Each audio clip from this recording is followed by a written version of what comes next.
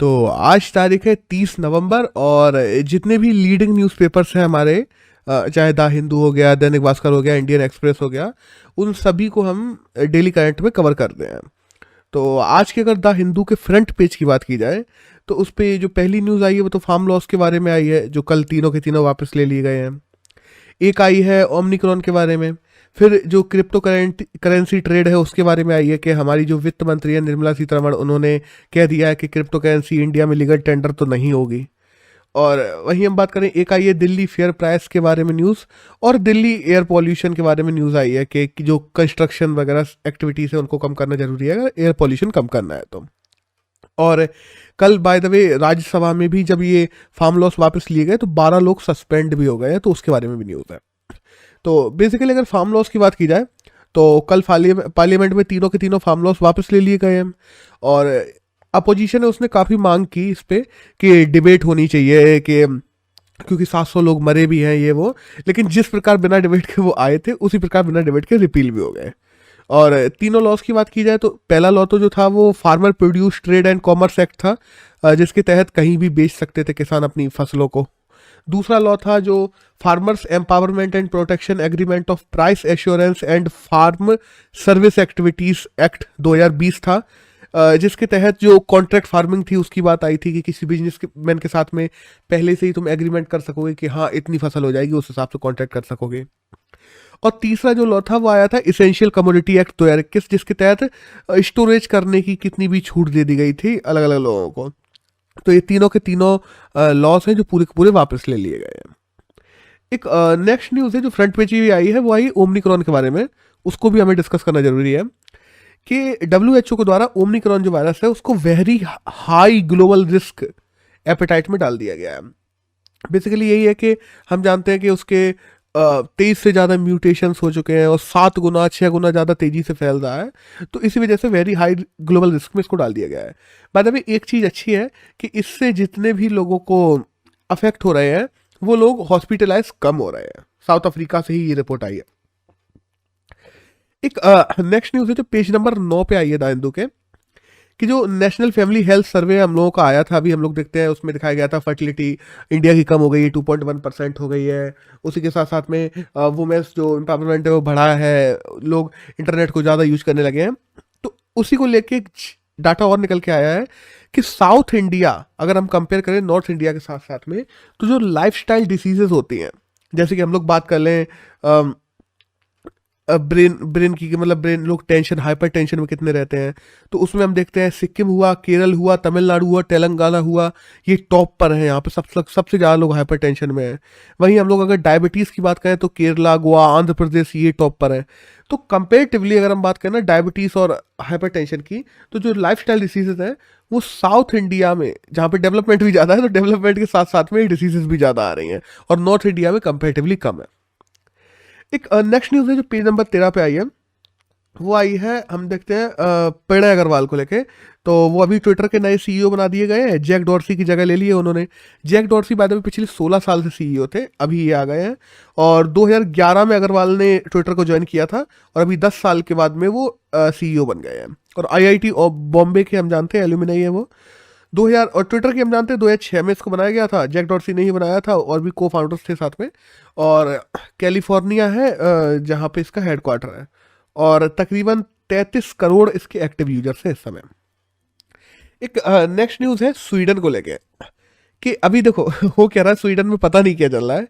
Sweden में अभी हम लोगों ने देखा था कि जो एंडरसन है उनको फर्स्ट वुमेन प्राइम मिनिस्टर बनाया गया था, फिर उसके कुछ घंटे बाद उन्होंने इस्तीफा दे दिया, फिर अभी दोबारा से उनको चुन के फिर से बना दिया गया है।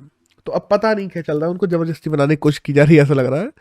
तो स्वीडन की हम जानते हैं कि स्टॉकहोम यहाँ का कैपिटल है, और कोरोना है जो वहाँ की करेंसी है। एक नेक्स्ट न्यूज़ है जो आई है क्लब वर्ल्ड कप को लेके। तो बाय द वे जो फीफा क्लब वर्ल्ड कप है, क्लब मतलब क्लब्स के बीच में अलग अलग क्लब्स होते हैं, फीफा के जो सॉकर क्लब्स होते हैं उनके बीच में वर्ल्ड कप होता है। तो अभी वो फरवरी में होने वाला है, और ये UAE में होगा। और क्लब वर्ल्ड कप की बात करें तो 2000 से शुरू हुआ था, 60 टीमें अलग अलग हैं जो इसमें भाग लेती हैं, और सबसे सफल टीमों की बात की जाए तो वो रियल मैड्रिड है।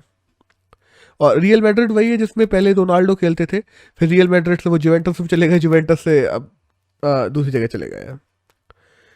एक नेक्स्ट न्यूज़ है जो इंडियन एक्सप्रेस में आई है, कि इंडियन एक्सप्रेस के फ्रंट पेज पे आई है। हरियाणा की एक नई आर्कोलॉजिकल साइट खोजी गई है हरियाणा में, तकरीबन 16,000 साल जो पुरानी है, 1600 साल पुरानी है। और संघाई विलेज है यमुनानगर डिस्ट्रिक्ट में, वहाँ पे ये साइट खोजी गई है। तो बेसिकली सीधा पूछा जा सकता है कि हाँ ये हरियाणा की नई आर्कोलॉजिकल साइट कहाँ पे है, तो हमें ये संघाई विलेज का नाम याद रखना है या यमुनानगर डिस्ट्रिक्ट का नाम याद रखना है। अब यहाँ पे खोजा क्या क्या गया, जैसे सरस्वती नगर की किनारे थी ये, टेम्पल्स खोजे गए हैं, मिडविल साइट है बेसिकली ये। तो 33 कॉइन्स भी मिले हैं, स्टैचू मिले हैं, ब्रिक्स मिली है, अर्थ की जो अर्थ पे अनग्रेविंग की गई है वो इनग्रेविंग्स मिली है, बहुत सारी चीज़ें मिली हैं। और हरियाणा में अकेले ये नहीं है, हरियाणा में हम लोग जानते हैं और भी साइट्स हैं, जैसे बीराना हो गई, बनावली हो गई, फरमान हो गई, दक्षिणी खेरा हो गया, सोखाक हो गया, और राखीगढ़ हो गई, लोहारी हो गई, और मिनाकपुर हो गया। ये मतलब और भी है। और राखीगढ़ तो हम जानते हैं वैसे भी हड़प्पा की सबसे बड़ी साइटों में से एक मानी जाती है जो इंडिया में है, और ये अमरेंद्र नाथ ने खोजी थी बारे में। तो दैट्स ऑल। एक नेक्स्ट न्यूज़ है वो आई है अभी जो होंडरस को लेके। होंडरस क्या है, बेसिकली जो middle American, Latin American country है, एक छोटी सी कंट्री है जो हम देखते हैं स्पेन से आज़ाद हुई थी।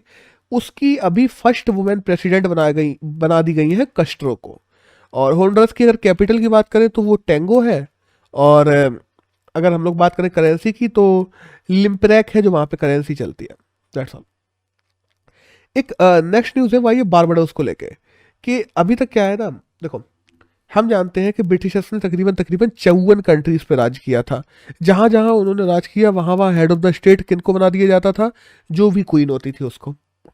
तो अभी क्या हुआ ना, बारबाडोस एक कैरेबियन आइलैंड की एक कंट्री है, उसके हेड ऑफ द स्टेट के रूप में जो अभी तक भी वहाँ पे मोनार्क के रूप में क्वीन ही थी, तो उनको हटाया जा रहा है एलिजाबेथ को, और उनकी जगह एक प्रेसिडेंट को अपॉइंट किया जाएगा और खुद को बारबाडोस रिपब्लिक के रूप में पेश करेगा, सीधी सी बात है।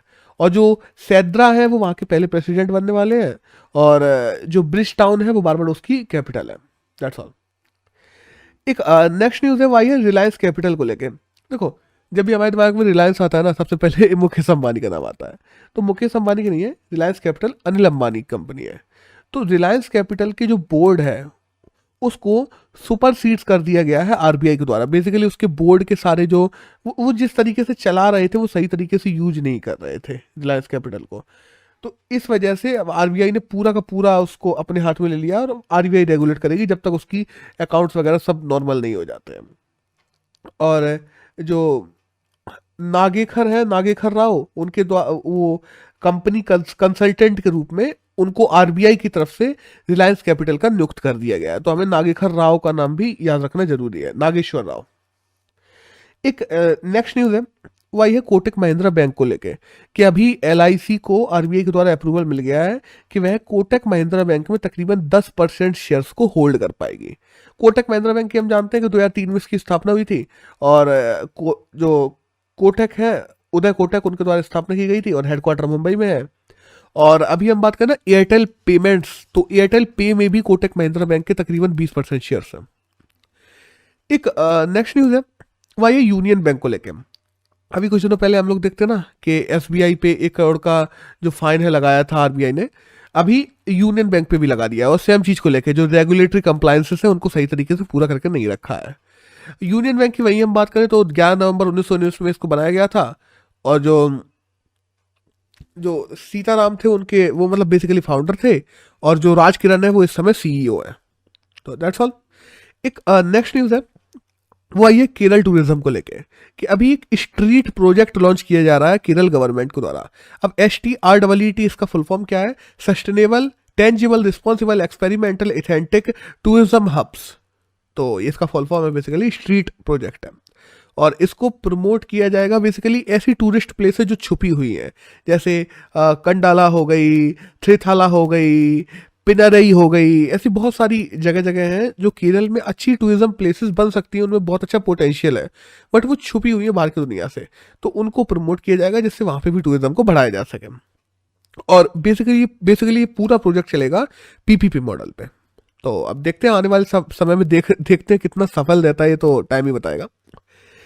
एक नेक्स्ट न्यूज़ आई है इंडियन एक्सप्रेस में ही, जो क्रॉस बॉर्डर इंसॉल्वेंसी एक्ट को लेके आई है। अभी तक क्या था ना, इंडिया में जो क्रॉस बॉर्डर इंसॉल्वेंसी एक्ट है, उसके तहत हम किसी भी डिफॉल्टर कंपनी की जो फॉरेन एसेट्स हैं उनको सीज नहीं कर पाते थे। जबकि वहीं हम लोग देखते हैं जो यूएन सिट्रल है, उसके मॉडल लॉ में ये कहा गया है कि जो क्रॉस बॉर्डर इंसॉल्वेंसीज हैं उनको भी सॉल्व करने के लिए फॉरेन एसेट्स को सीज किया जा सकता है। लेकिन इंडिया के जो इंसॉल्वेंसी और बैंक्रप्सी एक्ट है उसमें ये चीज़ नहीं थी, तो अभी इसको बदल दिया गया है। तो अब इंडिया में मान लो कोई एक बाहर की कंपनी आती है और वो किसी प्रकार से डिफॉल्टर हो जाती है, तो उसके जो फॉरेन एसेट्स हैं उनको भी इंडिया यूएन सिट्रल के साथ में मिलकर सीज कर सकेगी। वहीं यूएन सिट्रल की बात करें तो 1966 में इसकी स्थापना की गई थी, और जो बेसिकली जो कंस्ट्रक्शन जो ट्रेड लॉस होते हैं उनको फॉलो करवाता है इंटरनेशनली। That's all. एक नेक्स्ट न्यूज़ है भाई, ये एनसीसी को लेके।